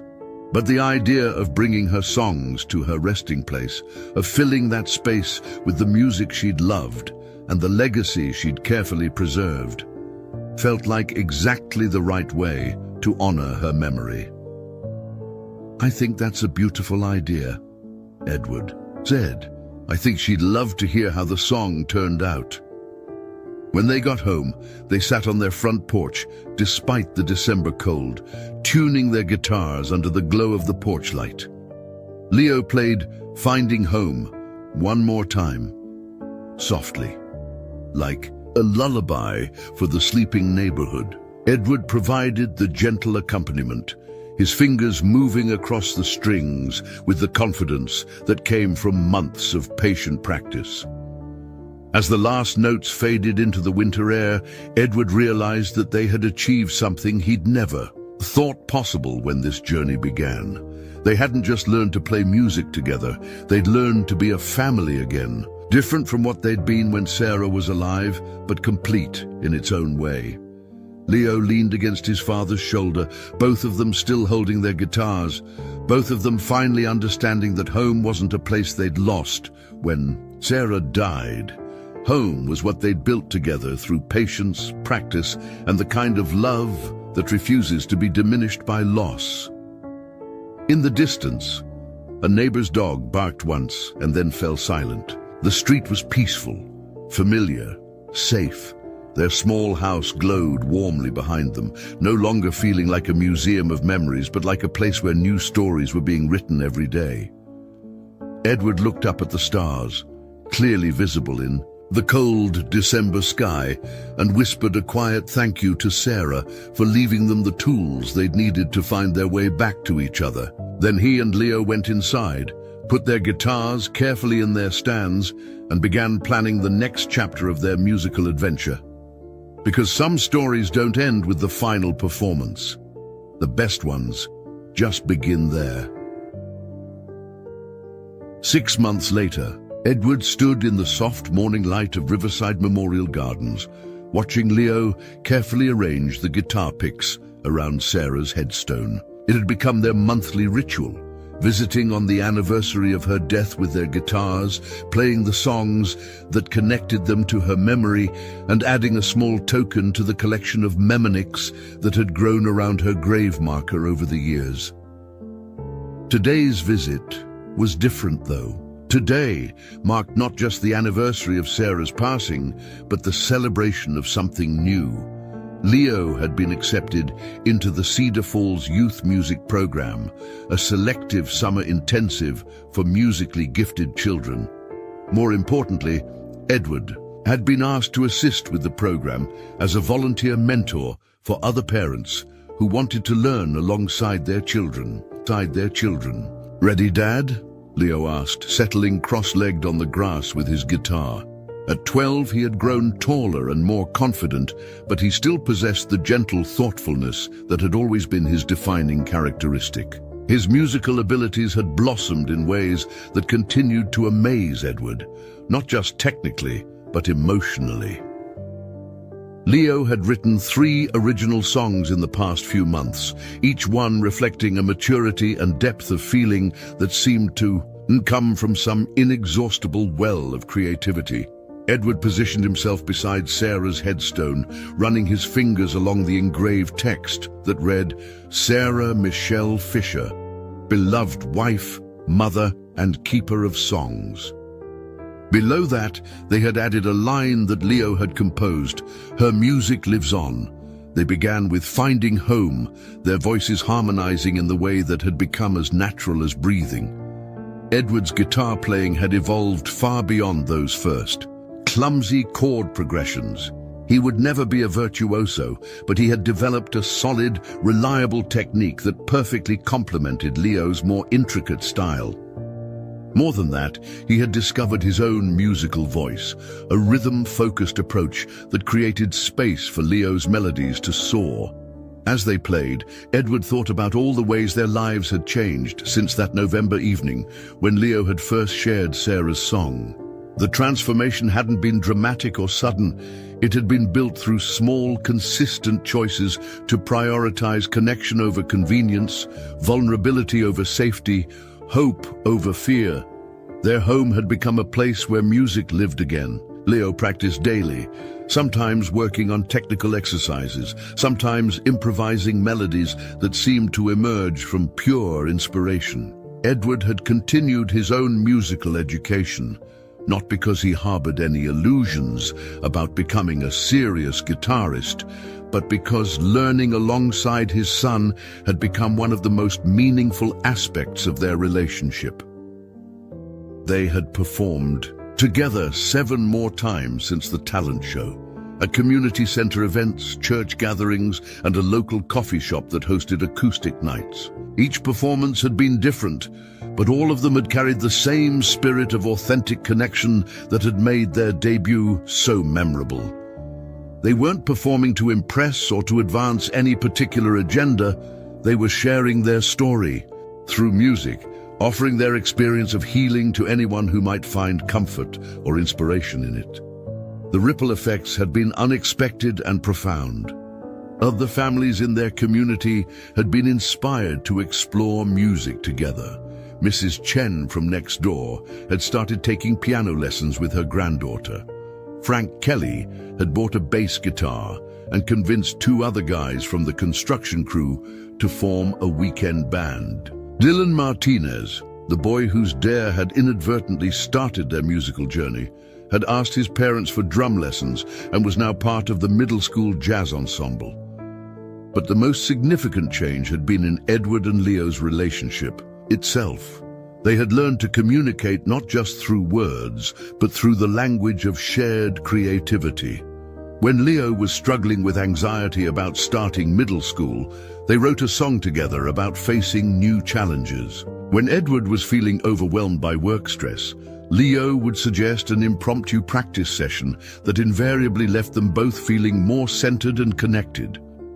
Clara Hill had become a regular presence in their lives, visiting every few months to check on Leo's progress and to share stories about Sarah that helped fill in the gaps in their understanding of who she had been as a young woman with her own dreams and fears. Through Clara, they had connected with a wider network of families who had experienced loss and found healing through music, a community that reminded them they were not alone in their journey. "You know what I've been thinking about lately?" Leo said as they finished their third song and began packing up their guitars. "What's that?" Edward asked, carefully placing his pick in the small collection around Sarah's headstone. "I've been thinking about how many kids at school don't have anyone to make music with. Like their parents work all the time, or they think music isn't practical, or they just never thought about trying it." Edward looked at his son, recognizing the thoughtful expression that usually preceded one of Leo's more profound observations. "And I was wondering," Leo continued, "if maybe we could do something about that. Like maybe we could teach other kids and their parents how to play together. Not formal lessons or anything, but just showing them that it's possible, that you don't have to be perfect to make something beautiful." Edward felt a familiar surge of pride mixed with amazement at his son's capacity for empathy and vision. Here was a 12-year-old boy who had found his own healing through music and was already thinking about how to share that healing with others. "I think that's an incredible idea," Edward said. "What did you have in mind? Maybe we could start small, like host some sessions at the community center where families could come, and we could teach them basic chords, help them pick songs that mean something to them, show them that music isn't about being the best, it's about being together." As they walked back to their car, Edward reflected on the conversation and on the broader implications of their journey. What had started as a desperate attempt to connect with his grieving son had evolved into something much larger, a demonstration of how healing could ripple outward from individual families to entire communities. Their story wasn't unique in its elements. Single parents and children dealing with loss were unfortunately common. But their approach to healing, their willingness to be vulnerable in public, their commitment to honoring Sarah's legacy while building something new, had created a template that other families could adapt to their own circumstances. Edward thought about the parents who had approached him after their various performances, sharing their own stories of disconnection and loss, asking for advice about how to reach children who had withdrawn into themselves. He thought about the emails Clara had forwarded from other music therapists who had heard about their story and wanted to incorporate similar family-based approaches into their own practice.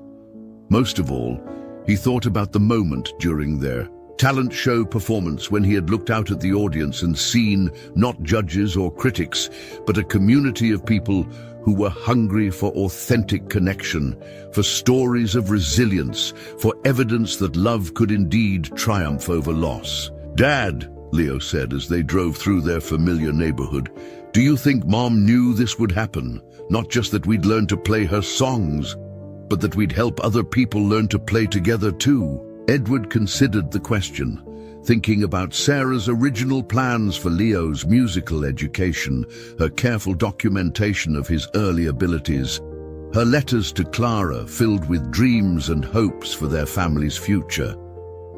"I think your mum understood something about music that took me a long time to learn," Edward said finally. "She knew that it's not really about individual talent or performance.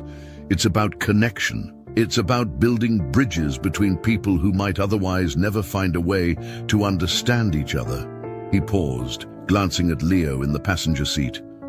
"I think she knew that if we could find our way to each other through music, we'd probably want to help other families do the same thing. That's just who she was, someone who believed in sharing joy, not hoarding it."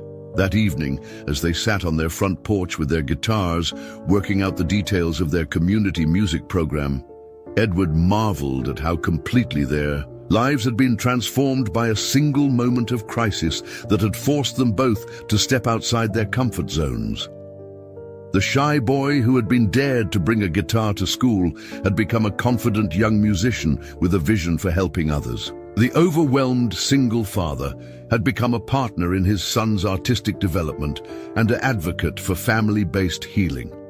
Together, they had proven that love could indeed find new forms of expression, that loss could be transformed into purpose, that the most powerful music came not from perfection, but from the courage to be authentically, vulnerably human. As the sun set over their neighborhood, casting long shadows across the street where they had learned to call home again, Edward and Leo began to play, not for an audience this time, not for any particular purpose, beyond the simple joy of making music together. Their voices harmonized in the evening air, carrying Sarah's legacy forward while building something entirely their own.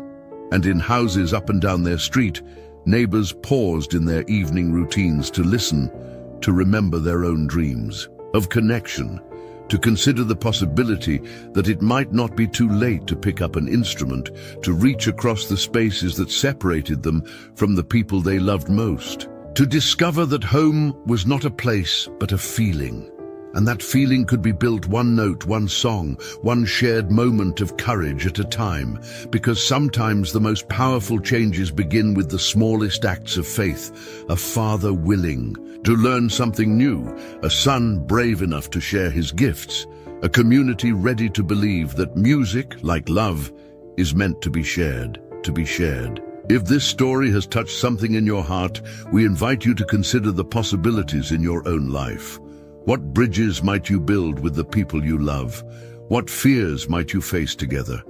What songs are waiting to be discovered in the spaces between who you are and who you might become? Subscribe for more stories that remind us that healing is possible, that connection is always within reach, and that the most beautiful music is made not by perfect performers, but by imperfect people who choose to show up for each other again and again, until showing up becomes as natural as breathing. Until next time, keep singing, keep reaching, and never stop believing in the power of love to write new endings to old stories. Up next, you've got 2 more standout stories right on your screen. If this one hit the mark, you won't want to pass these up. Just click and check them out. And don't forget to subscribe and turn on the notification bell so you don't miss any upload from us.